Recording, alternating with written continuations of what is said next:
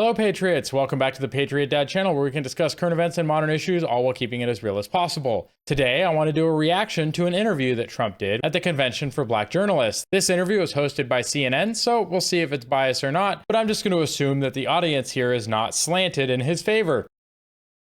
I'll let you decide why I might think that. But before we get started, I just wanted to let you know that during the ramp up to the 2024 election, the Rogue Dermatologists and the Patriot Dad channel are collaborating to bring you another great deal. In remembrance of the attempt on Trump's life, if you follow the link to trumpmug24.com, it'll take you straight here. Scroll down, add it to your cart, go to checkout, enter the code PDMUG, and you'll save 20%. Take advantage of this offer while it's still available. Now, back to the video. So go ahead and make sure you support the channel in any of the ways linked down in the description below. Take advantage of that offer we just discussed, or join the Discord, or use our promo code when you purchase coffee from Coffee Brand Coffee. I appreciate any support that you can give to the channel. Every little bit helps. Let's get this video pulled up and do a quick reaction, shall we? This video is about 34 minutes long, so let's get started. Using the hashtag NABJ fact check. Again, the hashtag is NABJ fact check. Oh, we're going to be doing fact check. We have a lot to get to, and we do not want to waste any time. So let's bring out the former president of the United States, the Republican nominee for president, former President Donald Trump.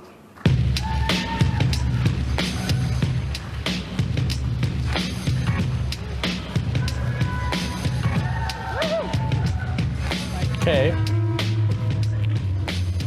Something I'll already point out, the reception, I heard like one woohoo and mostly no cheering or applauding. So this is going to be a tough crowd, folks. Hi, Mr. Trump. Rachel Scott, BBC. Thank you. How are you? How are you? Mr. President, we so appreciate you giving us an hour of your time. I want to start by addressing the elephant in the room, sir. An hour? I'm looking at the timestamp down there, and this video is 34 minutes and 51 seconds long. A lot of people did not think it was appropriate for you to be here today. You have pushed false claims about some of your rivals, from Nikki Haley to former President Barack Obama, saying that they were not born in the United States, which is not true. You have told 4 congresswomen of color who were American citizens to go back to where they came from. You have used words like animal and rabid to describe black district attorneys. Oh, so we're starting like this. Let me adjust myself in the chair because this is gonna be a little rough, I think. What do you guys think? Is this really how you should start an interview? Like they're just coming in all barrels, all barrels. You've attacked black journalists, calling them a loser, saying the questions that they ask are, quote, stupid and racist. You've had dinner with a... Okay, to be fair, can a journalist not ask a dumb question and it's not about race? Maybe. ...white supremacist at your Mar-a-Lago resort. So my question, sir, now that you are asking blacks... Well, and let's also be fair, lady. Barack Obama hangs out with black supremacists. Almost every country is full of supremacists. Not that I'm saying white supremacy is good or allowed. I'm not. We act like here in the United States, this is like a thing that white people have a monopoly on. We don't. Koreans think they're better than Japanese. Japanese thinks they're better than Chinese. Like, guys, everybody thinks that their country is better than other people. The French think they're better than us. Like, it's just the way it is. I guess you can't point that out. ...supporters to vote for you. Why should black voters trust you after you have used language like that? Well, you also got to remember, if you have any trouble deciding if you're going to vote for Joe Biden or him, you're not black, because that's not racist at all. Go back a couple of seconds. Let's see how he answers voters this. Trust you after you have used language like that. Well, first of all, I don't think I've ever been asked a question so in such a horrible manner. First question. You don't even say, hello, how are you? Are you with ABC? Because I think they're a fake news network, a terrible network. And I think it's disgraceful that I came here in good spirit. I love the black population of this country. I've done so much for the black population of this country, including employment, including opportunity zones with Senator Tim Scott of South Carolina, which is one of the greatest programs ever for black workers and black entrepreneurs.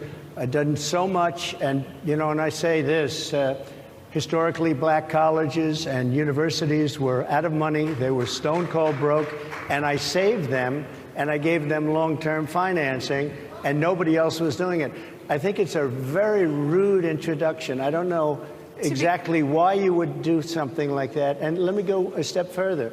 I was invited here, and I was told my opponent, whether it was Biden or Kamala, I was told my opponent was going to be here. It turned out my opponent isn't here. You invited me under false pretense. And then you said, you can't do it with Zoom. Well, where's Zoom? She's going to do it with Zoom, and she's not coming. And then you were half an hour late, just so we understand. I have too much respect for you to be late. They couldn't get their equipment working, or something was wrong. Mr. President, I would love if you can answer the question on your rhetoric and why you believe that black voters should trust you with another 4 years. I have been the best president. Oh. Okay, I think that was actually a pretty good rebuttal. I don't know what you guys think. I think he made some very good points. His work with Tim Scott, his work with getting funding for the HBCUs, him showing up on time, which apparently is also racist, according to the liberal media. Guys, I don't know anymore. But that does explain why this interview is 34 minutes long, because if they started 30 minutes late and he has an hour, he respects his own time a lot more than they respect it, apparently, because he's probably going to dip at 30 minutes. On your rhetoric and why you believe have answered the question. Trust you with another 4 years. I have been the best president for the black population since Abraham Lincoln. That's my answer. Better than President Johnson, who signed the Voting Rights Act? And for you to start off a question and answer period, especially when you're 35 minutes late because you couldn't get your equipment to work, in such a hostile manner, I think it's a disgrace. I really do. Let me just ask a follow-up, sir, and then we'll move on to other questions. I need that sound effect, like, put some sunglasses on, oh boy, because dang. Got a good point. I don't know. Put a comment. Let me know what you think. I think that's a valid point. You come at him nasty right out front. This guy is a former president. He's giving you the respect of coming on your show. You don't start on time. You attack him openly. Like, if I was him, I probably would have just walked off right here, because to be that disrespectful, I don't owe you my time, and he doesn't owe you his time. He just doesn't. He can talk to people no matter where he's at. He can go on Truth or he can go on X and talk to everybody just the same. He's helping CNN with their ratings, and they are just crapping on him. It's not a good look. I think it's a disgrace. Let me just ask a follow-up, sir, and then we'll move on to other questions here. I would recommend some of your own supporters, including Republicans on Capitol Hill, have labeled Vice President Kamala Harris, who is the first black and Asian American woman to serve as vice president and be on a major party ticket, as a DEI hire. Is that acceptable language to you? And can you tell me what her actual accomplishments are, other than having an illicit affair with the mayor of San Francisco, Willie Brown, and then getting into politics and then becoming a senator and being the most extreme left senator of all 100 senators, ranked the most left. And then she gets on the VP ticket after not getting a single delegate in the last election. What has she done to earn her place there? And now she's just been installed without winning any primary. What has she done to deserve to be there? I'd love if Ms. Rachel Scott could tell us. You tell those Republicans and those supporters to stop it. How do you define DEI? Go ahead. How do you define diversity, equity, inclusion? Okay, that's not a definition. Go ahead. Is that what your definition? That is give me a literally definition the words then. Would you give me a definition DEI. of that? Give me a definition. Sir, I'm asking you a question, a very direct question. Define it for me, if you would. I just defined it, sir. Do you believe that Vice President Kamala Harris is only on the ticket because she is a black woman? Well, I can say no. I think it's maybe a little bit different. So I've known her a long time indirectly, not directly very much, and she was always of Indian heritage, and she was only promoting Indian heritage. I didn't know she was black until a number of years ago when she happened to turn black, and now she wants to be known as black. So I don't know, is she Indian or is she black? She has always identified as a black woman. I respect either one. College. I respect either one, but she obviously doesn't, because she's done multiple interviews where she directly identified as, you know what? Let me go find that and pull it up, and I'll show you exactly what I'm talking about. Let's take a quick break from that interview. I'm going to pull it up for you. And look who the source is. My mother, who raised me and my sister, was a proud woman. She was a brown woman. Yep, she was brown. A woman with a heavy accent. Okay. And her mother, Shamla Gopalan, was also the biggest influence in Kamala Harris's life. Makes sense. The answer is absolutely yes, Joe. After the big announcement, Harris's sister wrote in a Twitter post, You can't know who Kamala Harris is without knowing who our mother was. Okay, so we heard here already that she's identified as being brown, and there's nothing wrong with that. That's just fine. But that's how she identified back in 2020. Those walks along the beach in India really planted something in my mind. There's nothing wrong with discussing your Indian heritage, but we haven't mentioned anything about being black in this entire series yet. This is just her talking about her Indian roots, so she's identifying as Indian. Kamala in Hindi means lotus flower and is an important symbol in Indian culture. I would also like to point out that in Finnish, Kamala means horrible or terrible. Just throwing that out there while we're throwing out word meanings. Rooted deep in the bottom of the river. Very similar to Harris's Indian identity, which she wears on her sleeve. Oh, Indian identity, you say. So you tell me, what do you think? Indian? Black? Both? A lot of people like to refer to her as African. She's not. She's half Indian, half Jamaican. But even on the birth certificate, her father is listed as Caucasian, which is interesting because if you look here at her birth certificate obtained by Laura Loomer, you can see here that her mother is from India, is Caucasian. Makes sense. Father, Donald. I bet you wish that wasn't your dad's name right now because you're running against Donald Trump, but that's fine. Is Jamaican. So not African at all. Like, so you make the decision for yourself, guys. I'm not saying there's anything wrong with it, but she's obviously Jamaican Indian. Whatever she identifies with seems to be whatever's politically expedient, kind of like her and Hillary, how they're constantly changing their accents depending on the crowd they're in. You guys decide. I'm just letting you see it. She was Indian all the way, and then all of a sudden she made a turn, and she became a black person. Just to be clear, sir, do you believe that I think she is somebody should look into that, too, when you ask continue in a very hostile, nasty tone. It's a direct question, sir. Do you believe that Vice President Kamala Harris is a DEI hire, as some Republicans really don't have know. said? I mean, I really don't know. Could be. There are some, and there are plenty. I know this. Like, he's not saying no, but he's not saying yes. He's just waffling back and forth. So I think most people are going to assume that means yes. I'll say yes. I don't know what her accomplishments are. The things she was put in charge of during the Biden presidency have gone awfully. The border is awful. She was the borders are as codified by the Republicans just recently, but also as Axios pointed out in its original article. The things she touches turn to poop. Lady right over there, Harris, is a fantastic person who just interviewed me at length. And we had a great interview, I think, and I heard you got very good ratings on that. Well, interview. you told me it was the longest one of your life, so we had a good discussion. Dude, Look, I want to talk about why you're here. I just want you to real quick watch her face when Trump talks about Harris. Just watch her face. Plenty. I know this lady right over there, Harris, is a fantastic person who just interviewed me at length. Like, ooh, she is not happy. And we had a great interview, I think, and I heard you got very good ratings on that. Well, interview. you told me it was the longest one of your life, so we had a good discussion. Look, I want to talk about why you're here today. I mean, it is not lost on us how divided we are as a country. And we had three as you panelists. were coming today, we really got to see that we are divided along the lines of race, along the lines of gender. And there is this question of, in this moment where we are, why come here? What is your message today? My message is to stop people from invading our country that are taking, frankly, a lot of problems with it. But one of the big problems, and a lot of the journalists in this room I know and I have great respect for, a lot of the journalists in this room are black. I will tell you that coming from the border are millions and millions of people that happen to be taking black jobs. You had the best. What exactly is a black job, sir? A black job is anybody that has a job. That's what it is. Anybody that has a job. All right. And Mr. they're taking the employment away from black people.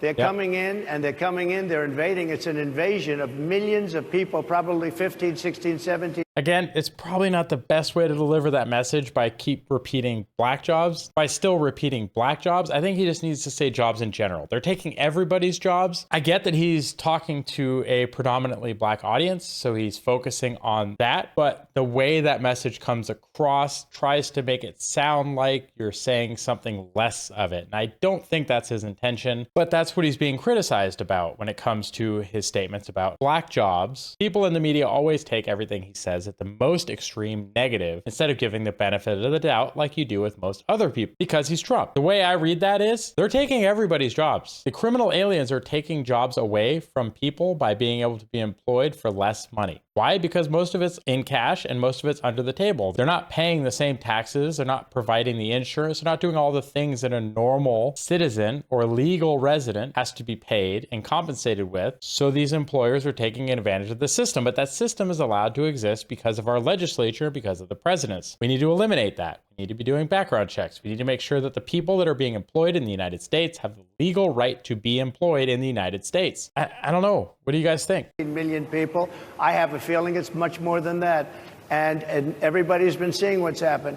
The first group of people, the black population, is affected most by that. And Kamala is allowing it to happen. She's the border czar. She's the worst border czar in the history of the world. There's never been a border czar like this. She's never even essentially been. She said she was there once, but not the right part of the border. So she was a border czar. She's done a horrible job. These people are coming into our country, and they're taking black jobs and Hispanic jobs. And frankly, they're taking union jobs. Unions are being very badly affected by all of the millions of people that are pouring into our country. And one thing... Yeah, the construction trades, especially, guys. Construction trades, go to a job site. I've been on many, many job sites. Go to a job site. You'll see it. As we discussed, many of these people are coming in from mental institutions, from prisons, from jails. They're gang members in other countries.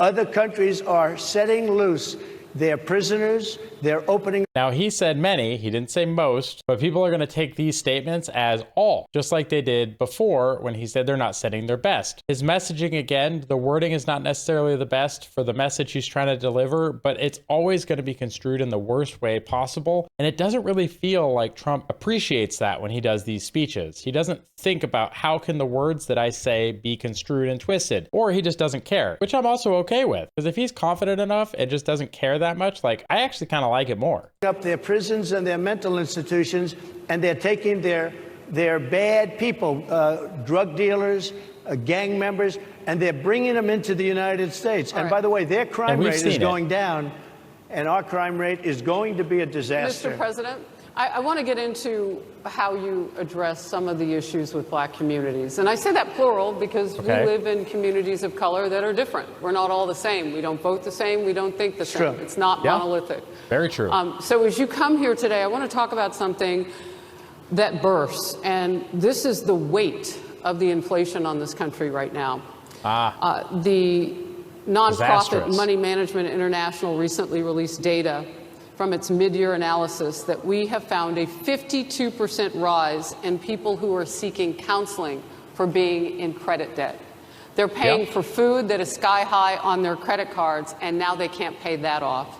The credit counseling nonprofit MMI, as I said, is saying now that they've seen surges that they haven't seen since we were in a pandemic of people in financial trouble. So part of that, guys, whenever they talk about inflation is down, no, inflation is a cumulative thing. It builds year over year over year. So the rate of increase per year might be coming down to a less ridiculous level from like 10, 11, 12% down to like 4%, 3%. But it's not like, oh, don't worry, prices used to be 11% higher, now they're only 3% higher. That's not how that works. They started off here, they went up 11%, then they went up 12, then went up 8, then 6, then 3. So it's still stacking. It's still a compounding effect. Inflation over time, especially at these levels, is disastrous. And it's way worse for the lower income folks. It's just the way that works. It is a tax that is created by the Fed and printing money, not by legislation. So good question about inflation. And it is hurting a lot of families.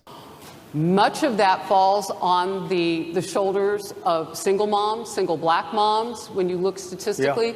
How do you turn it around? What's your plan for the black community when it comes to money? So, first of all, it's very hard to hear you for whatever reason because of the fact that they have bad equipment, because I guess, you know, this woman was unable to get the right equipment. But it's very hard for me to hear you, but I can hear every other word. It's very difficult, actually. But so I don't know if they can fix it or do something with it, but I'll do the best I can with it. The inflation is absolutely destroying our middle class, our working class, virtually every class. Inflation is a disaster in our country. Inflation is a country buster. It breaks every country. And we had, in my opinion, the worst inflation we've had. They say it's 58 years, but I think it's much more than that. It's been devastating. And if you just take a look at a lot of things they don't include, like interest rates, Interest rates went from 2.4% to 10%, and you can't get the money. People can't buy houses. They no longer have the American dream. Young people, young black people, they don't have the American dream anymore. But to be fair, he printed a lot of money too, guys. Like during COVID in 2020, just giving away free money to people, printing money, shutting down the economy. Like this was all very bad. There are lagging effects that there was still happening. Biden's policies just made it worse. So true, it's bad, but Trump can't completely wash his hands of the inflation problem because he did help start this.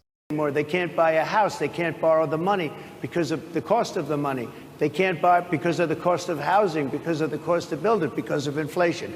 Inflation is a disaster, and it's destroying our country, and it's destroying the black community probably as much or more. So what do you do? Than any. What's your plan? You know what we have to do? We have to bring down the cost of energy, and that's going to bring down the cost of inflation. This was all started with a bad energy policy. It did not help. Joe Biden. By the way, just if I might, I was running against a man named Biden. You probably saw that. And he was losing very badly in the polls. And then he had a rather bad debate, I would say. Oh, are we going to bring up the swap? It was a bad debate. I would say it was one of the worst debates in history. And his poll numbers crashed. And instead of saying, you know, let's keep going and maybe something happens the other way. Oh, he got bribed. They said, oh, we're going to replace him. Let's just replace him. That's like you're in a fight, a prize fighter's in a fight. He's not doing what you say, let's bring in another fighter. So our whole campaign was steered toward him, and now we have to steer toward him. But ultimately it's the same because they have bad policy. They have policies of open borders, unbelievable open borders, horrible energy policy. I mean, to be fair, the Biden administration policy is also Kamala's policy. She was the vice president. She gets to own it. They want to get rid of, as you say, gasoline in cars. They want to get rid of oil. They want to get rid of efficient heating. Mr. President. Environmentally, what they're doing is killing our country. They're absolutely destroying our country. But the inflation is the thing that's hurting the black worker, the black population, and every other population within our country. Inflation is the worst it's been, I think, in over 100 years. And they'll fact check it. They'll say it's only 58. It's kind of rambling Whatever a bit it may be. They don't add all the numbers. They don't add the really bad numbers, and you can check that too. But inflation, Harris, is absolutely destroying this country and the people in our country. Yes, Mr. President, can I ask you another question that is also impacting black Americans? And that's very clear now. Good. I'm sorry? It's very clear. I hear you. Okay. So Sonia Massey, someone from Illinois, an unarmed black woman, was shot the other day in her home by a deputy sheriff. That's unfortunate. The deputy has since been charged with murder. You've said police would get immunity from prosecution if you win. Why should someone like that officer have immunity, in your opinion? Immunity? Also, a lot of times, guys, that only works if you don't do something criminal. You can't just walk around as a cop and execute people. There's limits to this, lady. Come on. That's part of why he still got charged. It's not blanket immunity for everything. Immunity. I don't know the exact case, but I saw something, and it didn't look good to me. It didn't look good to me.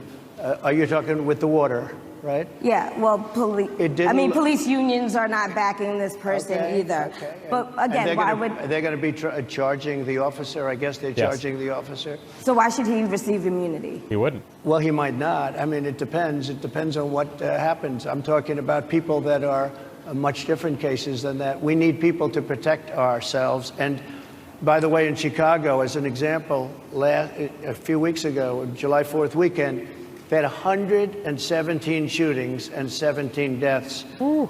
Nobody wants that. Nobody wants that. We need to have our police officers have the respect and dignity That's a lot of shots. In this particular case, I saw something that didn't look good to me. I didn't like it. I didn't like it at all. Also, if you're ever interested, go to this website if you want to see Chicago crime stats. It's great infographics, just shows how ridiculous Chicago has gotten. So guys, check out heyjackass.com. You can see here, this is crazy. Year to date, shot and killed 316. It's not even August. And what's crazy, look at this. Police involved shootings, 2 killed, 3 wounded. I don't think cops are the problem. I don't. So again, check out heyjackass.com if you ever want to see the crime stats for Chicago. I don't know who runs that website. I'm not paid to promote it. I just think it's interesting to be able to track crime statistics because people love talking about Chicago. Fun fact. Oh, can you get a little more specific back to the immunity question? Who would make those well, right now, for the most part, the DA? People are protected by their unions, by their police unions, or by their police departments.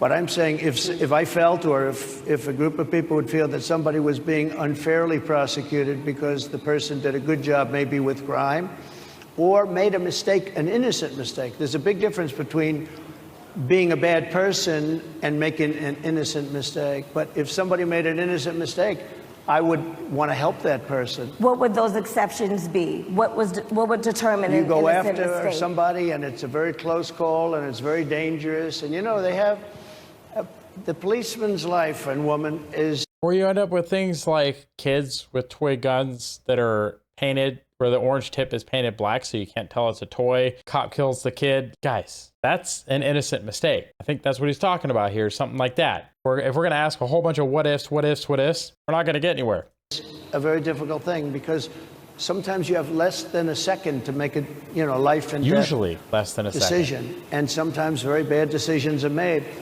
They're not made from an evil standpoint, but they're made from the standpoint of they made a mistake.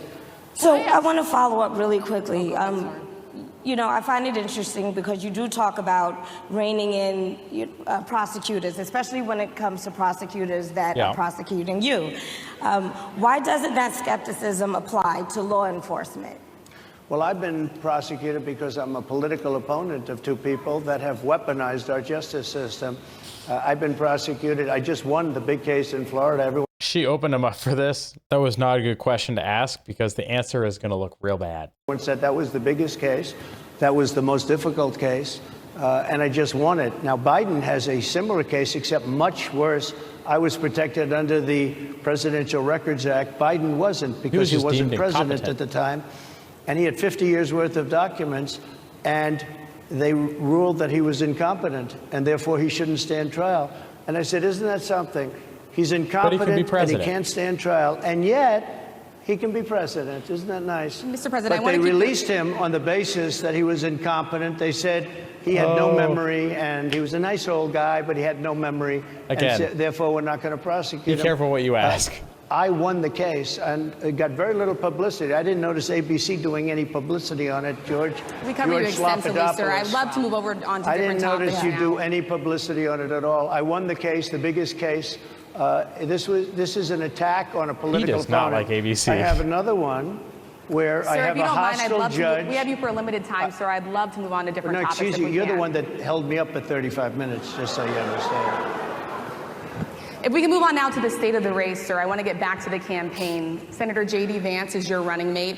He's had a lot of controversy lately, and I want to read you a few things that he has said in the past. Okay. He said the Democrats running the country are a bunch of childless cat ladies who are miserable at their own lives and the choices they've made, and so they want to make the rest of the country miserable too. He's not talking here about how great it is to be a parent. He's attacking what he says are the choices people are making to not have children. Did you know that he had these views? Guys, think about how crazy it is. Yes, there are exceptions. There are people that medically can't have kids. There are extenuating circumstances and there are outliers. I 100% get it. But your genetic relatives, every single one for thousands and thousands of years, if you go all the way back up your genetic lineage, have all struggled and fought and found mates and had children and survived awful conditions so that you can have life. And what has our generation done with it for the most part? They've squandered it. So many families are going to end at this generation because people have decided, I just don't want to have kids. I just want to go have fun. I just want to do this. There's no sense of duty to the family anymore. Like that seems to be gone in our generation and the earlier generations. So the people that are deciding just selfishly to not have kids, like I think that's what J.D. Vance is talking about, right? And I can't wholly disagree. I love my 2 kids. Originally, I didn't want to have kids, but you know what? I finally realized that it's kind of my duty to do so. If I am capable of having kids, I need to have kids. And I'm so glad I did. My kids are amazing. They're great. I love them. They're the coolest thing ever to happen in my life. So if you can still have kids, I recommend go have kids. It's a great time. There's a lot of struggles, don't get me wrong, but guys, totally rewarding. About people who do not have children before you picked him to be your running mate, and do you agree with him? No, I know this. He is very family-oriented. Yes. And he thinks family is a great thing. Yes. That doesn't mean he thinks that if you don't have a family, it's not. I know people with families. I know people with great families. I know people with very troubled families. And I also know people with no families. They didn't meet the right person. Things happen. You go through life, you don't meet the right person. But he's not just talking about families here. He also says that people that don't have children should get less votes than those that do. I'm just speaking for myself. Is that your campaign I think position? I'm speaking for him, too. He strongly believes in family. But I know people with great families. I know people with not great families that don't have a family. And the people without the family are far better. They're superior in many cases, okay? He's not saying they're not. What he's saying is that he thinks the family experience is a very important thing. It's a very good thing.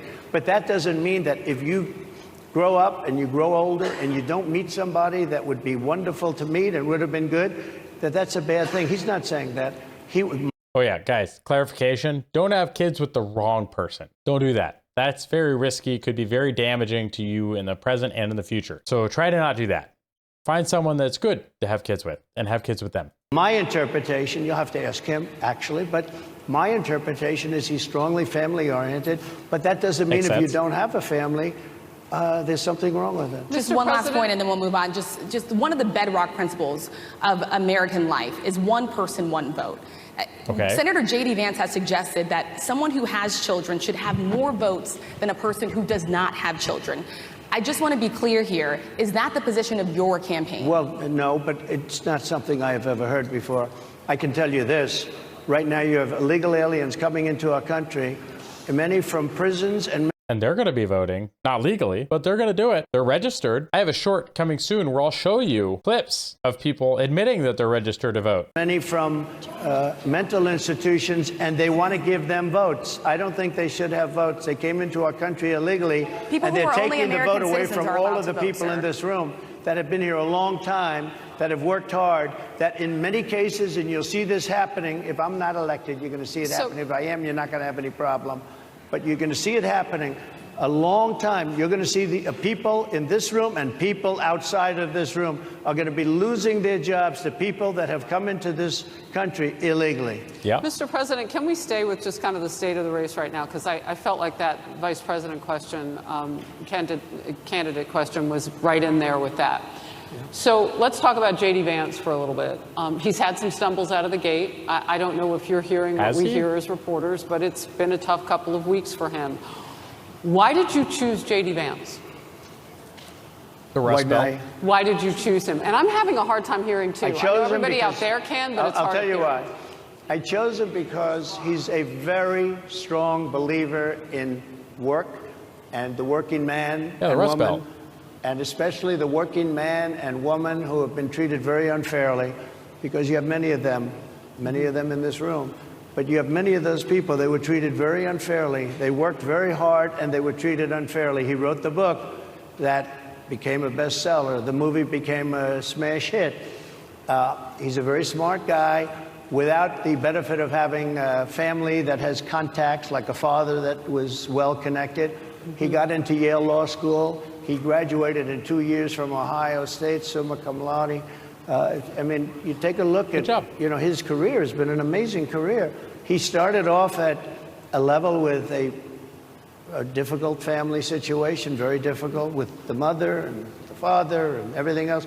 He ends up going to Yale Law School and was one of the top students, became the head of the Law Journal. I mean, that's an amazing thing. He's a 4-year, he was in the military with great distinction for 4 years, got out, went into business, became successful in business, very successful in business, actually. Did public offerings and other things. And I have to believe in that. I mean, he's somebody that was born in a rough situation. Most of the people know that situation because it was very well documented in his book. It's the American dream.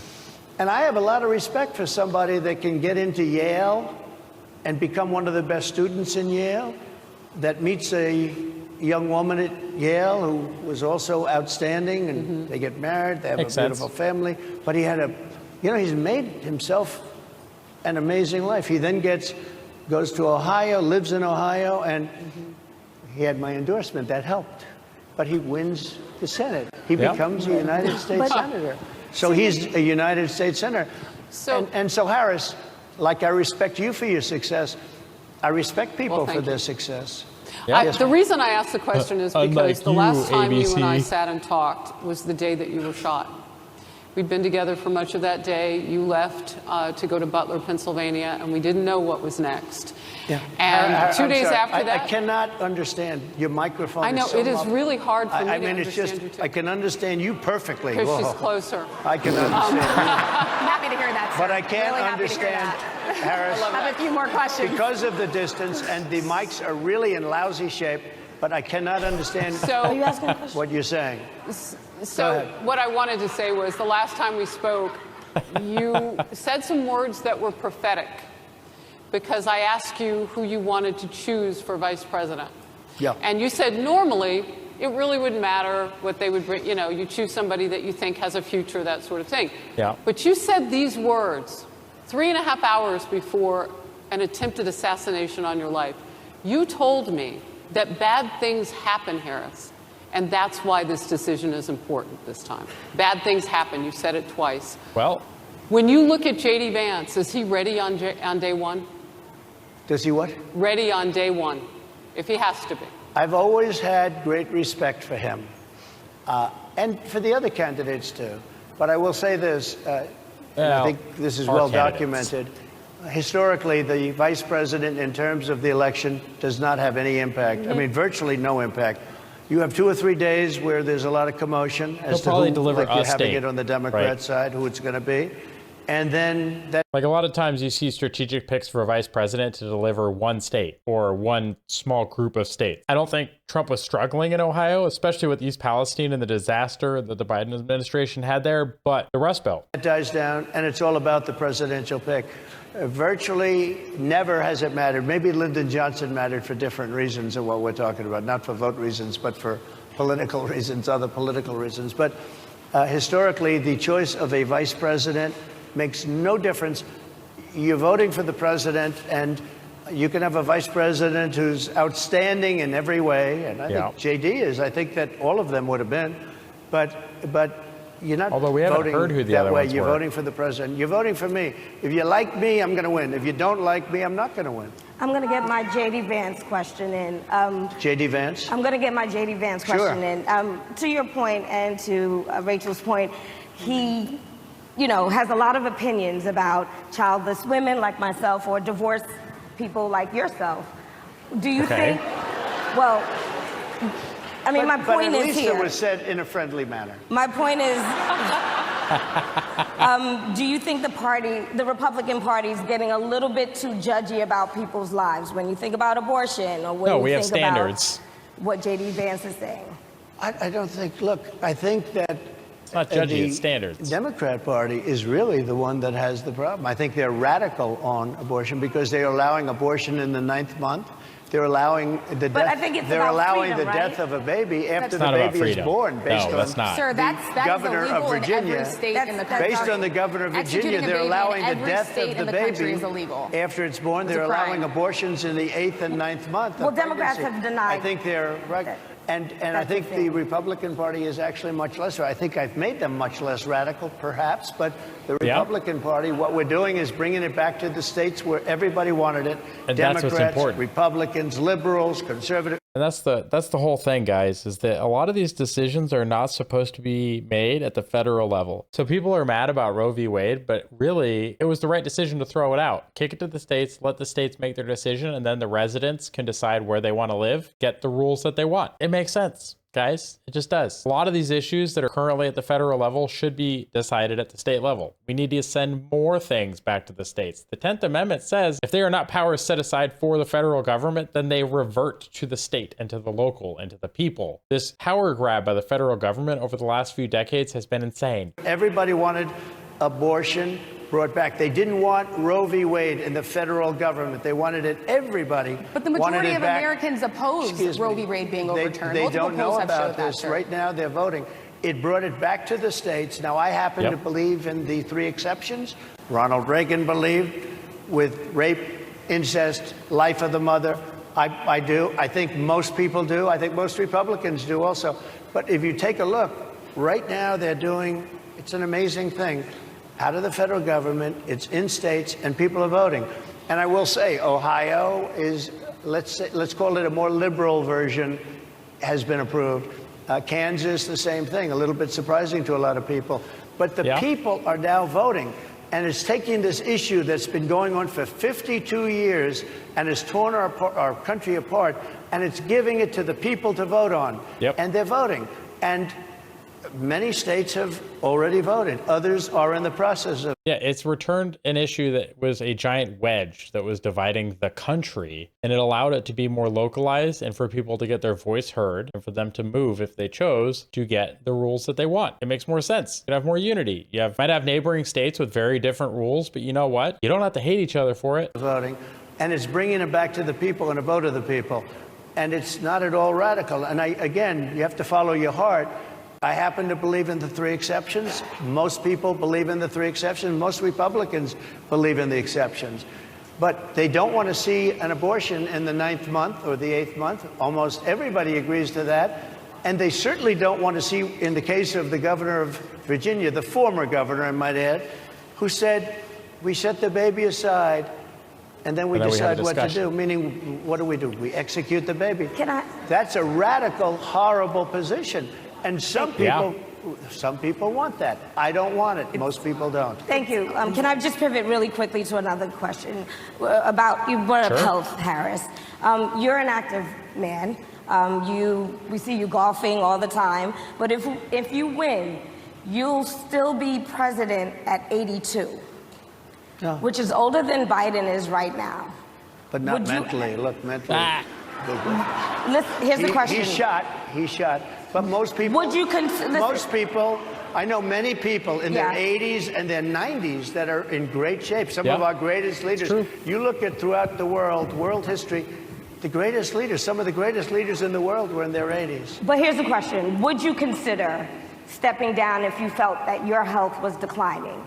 Or would you? Oh, absolutely. And who would make, I think I'd know. How would you make that decision? I think I'd know. Look, if I came onto a stage like this and I got treated so rudely as this woman treated me. Oh, my goodness. And I'm fine with it because she was very rude, sir. Very rude. That wasn't a question. She didn't ask me a question. She gave a statement. That wasn't a question. I repeated your statement, sir, actually. You said you would. You would. Oh, absolutely. If I thought that I was failing in some way, I want people to be sharp. I'll go a step further. I want anybody running for president to take an aptitude test, to take a cognitive test. I think it's a great idea. That makes sense. And I took 2 of them and I aced them. Well, I took 2 of them. But let me ask you. I would like to have people running for president, and I don't mean because they're 75 or 85. I think anybody running, I'd like to do it. People say it's not constitutional. I would like to have something passed where you can do it. I think we should know. I mean, I've watched what's happened in the last couple of years under this gentleman. I know what he's about to say, but something you got to remember, if anything requires a constitutional amendment at this point, the chance of getting it ratified is so low. They're very difficult requirements on purpose, though. The government is supposed to move slowly. We're not supposed to change the Constitution all the time. Just keep that in mind. Anytime a presidential candidate talks about amending the Constitution, like Supreme Court reform, guys, it's probably not going to happen. And our country is a mess. We have inflation. We have the millions of people falling in. We have Afghanistan, which was the worst, most embarrassing moment in the history of our country. What he has done to our country, and her too, what they've done to our country, she has been a horrible vice president. She's considered the worst vice president in the history of our country. Mr. Don't mean to interrupt you, but would you consider taking the cognitive test? Mr. President, I would love to and make it public. Well, I've already taken 2 of them, but I'll do it again. Mr. President, how do you intend to? I suggested, Harris, that let's take one. I said, Joe and I will go and take a cognitive test. Now, I do it with her too. I would do it with her also. You know what?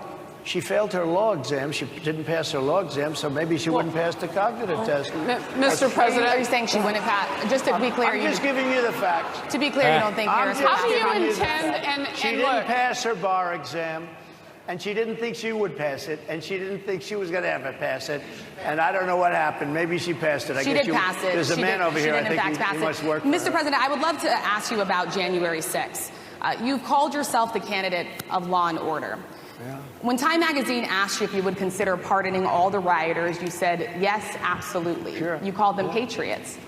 140 police officers were assaulted that day. Their injuries included broken bones, at least one officer lost an eye, one had 2 cracked ribs. I think he just drank her water, because pretty sure the table to his right is his water. Hey, it's his now.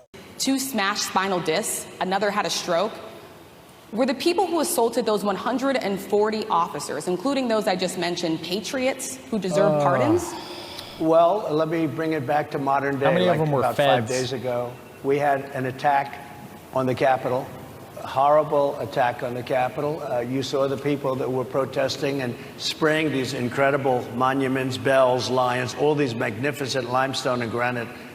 And where are they now? Oh, that's right. Charges dropped and released. With red paint, red spray paint, that will never actually come off, especially in the limestone. It will never, I'm a builder, I know about this stuff. It'll never, you'll see it in 100 years from now. They viciously attacked our government. They fought with police. They fought with them much more openly than I saw on January 6th. What's going to happen to those people? What's going to happen to the people in Portland that destroyed that city? But sir, my question is on those. What's going to happen to the people that tried to burn My question is on those rioters who assaulted Excuse me. officers. You have to answer. Equal application. Absolutely, I would. You would pardon those. Equal application of the law, lady. If you're asking about one group and he's asking about the other group, it should be the same answer, right? If they're innocent, I would pardon them. They've been convicted. And by the way, the Supreme Court just No. Don't play that game. Tons of people took pleas because they couldn't afford to defend themselves, and they were staring at like decades in prison for simple things. Guys, they were taking plea deals to maintain their rights because they were going to be charged with felonies. They were going to lose their Second Amendment rights. They were going to lose voting rights. They were going to lose tons of things. So they pled guilty to misdemeanors. Don't do that.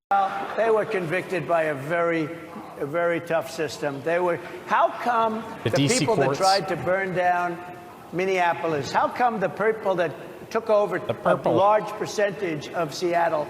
How come nothing happened to them? How come the people But sir, we're that, talking about people that were people, seen beating officers with flagpoles, dragging them down the stairs. They're on video. Okay, the people in Portland literally tried to burn a federal courthouse for like 100 consecutive days. Don't play this game. Have you seen that video, Oh, sir? really? Well, they you shot. would pardon those rioters? They shot a young Most of lady them were in the feds. face who was protesting. They shot her in the face. You know, nobody died that day. You do know that. But people died in Seattle. Nobody died, but people died in Minneapolis. You know people died in Minneapolis.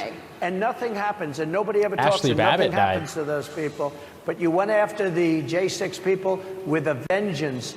And I'll tell you what about the cops that were, and I'm all for the police, as you know, but what about the police that are ushering everybody into the Capitol? Go in. Yeah, what about that? Look, nothing is perfect in life, but you have people from Minneapolis, you have people just from 5 days ago in Washington, How about May D.C. 29th, 2020? They were having fistfights and fighting with the police. They were spraying and destroying, they were desecrating our monuments in Washington, D.C. 5 days ago, and nothing happened to them. And you can't have two systems of justice. You can't. That's why they went correct. after me as a political opponent, because they felt they couldn't win without doing that. And we're going to win our cases, and we're going to be vindicated. But I have to spend a lot of time on that and money. That's what they want. Yep. After the Get 'em election, off the they won't campaign care. trail. Although in my case, I think they probably will, because the hatred is pretty deep. But I'll tell you, they went after me as a political opponent.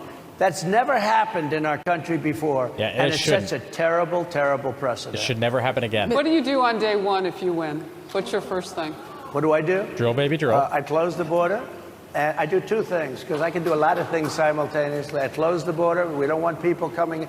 We want people to come in, Harris, but they have to be vetted. They have to be checked. They have to come in legally. We want people. I want people to come into our country. but they have to be vetted, they have to be checked. So when you say, what do I do? That, and I drill, baby, drill. I bring energy way down. I bring interest rates down. I bring inflation way down so people can buy bacon again, so people can buy a ham sandwich again, so that people can go to a restaurant and afford it. Because right now, people can't buy food. Your grocery bills are up 40, 50, 60%. Or right? more. She's agreeing to me. Oh, she's agreeing. Thank you. I like you very much. Mr. President, I think we are. But it's true. Your grocery bills are up.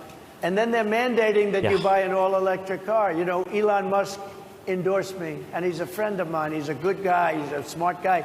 They're also trying to get you to eat bugs. Eat fake meat. No, beef. It's what's for dinner. But I'm against everybody having an electric car. Yeah, mandates, no. Okay? By choice, I'm very much against that. You have to be able to, if you want a hybrid or if you want a gasoline-propelled car. But, you know, we have more liquid gold, gasoline, oil, under our feet than any other country. More than Saudi Arabia, more than Russia, more than any other country. I want to use it. I want to use what we have. I want to bring down prices, bring down costs. Yes. And I also have to stop the invasion. And remember, they're taking your jobs. These people coming in are taking your jobs. Project 2025. I think we have to leave it there by the Trump team. All right. So leave it. Well, that is the last word. Thank you so much, By the Mr. Trump Trump, for team. coming today and joining us. Well, thank you very much. They've been telling us. Thank you. Thank you, everybody, very much. Great honor. Thank you, Mr. President. Okay. So you see there, they're wrapping at the 34-minute mark.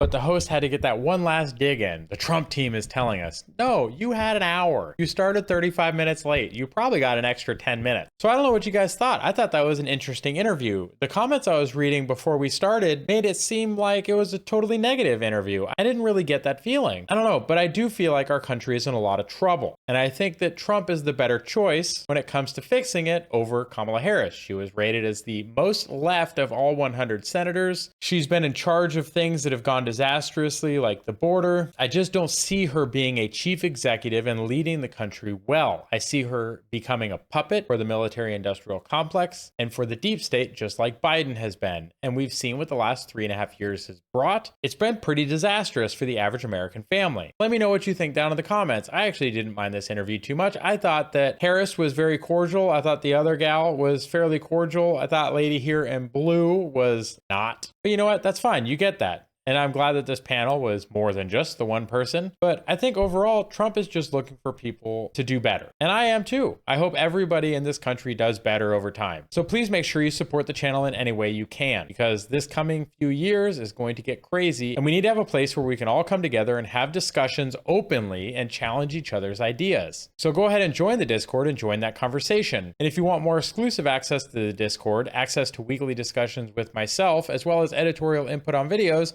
subscribe with the subscribe star and get that access. I would also ask that you take advantage of one of the two offers between the Rogue Dermatologist and the Patriot Dad channel, currently going for the poster or for the Trump mug. You may also use our promo code if purchasing coffee from Coffee Brand Coffee. It's one of my favorite coffee brands, and I prefer blend 1 and 2, black, no cream, no sugar. So if you're going to pick some of that up, use the Patriot Dad channel's promo code or link down in the description to show your support. And if you can't afford to do any of those things, just join the Discord to come join the conversation, give the video a like, subscribe to the channel, and all of those things will help a great deal. So thank you to those of you that made it to the end of the video. I greatly appreciate your support. If you enjoyed the video, please make sure that you like it and leave a comment below. If you want to see more videos like this one on the channel, please subscribe to the channel and click the little bell icon so that you can be notified when I upload additional content. If you have a recommendation for a future video or topic you want to see discussed on the channel, please make sure you leave it in a comment below, as a majority of the reaction content on this channel comes from viewer recommendations from people just like you. I hope you have a wonderful week. Take care of yourselves. God bless,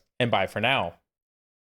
Go ahead and check out one of the links on the screen now to either subscribe to the channel and see the rest of the videos of the channel, or one of the carefully selected videos that you may wish to see that YouTube has used its algorithm to select for you.